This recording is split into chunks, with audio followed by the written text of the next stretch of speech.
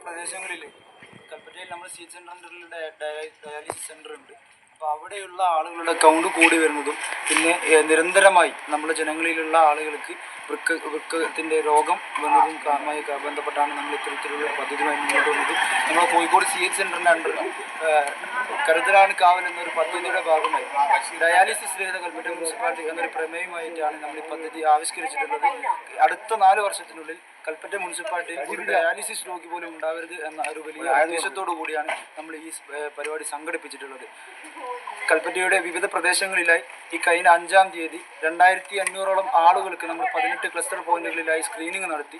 അതിൽ നിന്നും പോസിറ്റീവായ 192 ആളുകൾക്ക് നമ്മൾ ഇന്നിവിടെ ബ്ലഡ് ടെസ്റ്റ് നടത്തി ദീർഘമായിട്ടുള്ള അവർക്കുള്ള പരിശോധനകളൊക്കെ സംഘടിപ്പിച്ചിട്ടുണ്ട്. സംഘടിപ്പിച്ചത് വലിയ ഉപകാരമായോ? ജനങ്ങൾക്ക് വളരെയധികം ഗുണം ചെയ്യുന്ന ഒരു പരിപാടിയായിരുന്നു ഈ കിഡ്നി ഡയാലിസിസ് ക്യാമ്പ്. അത് നിർണയ ക്യാമ്പ്.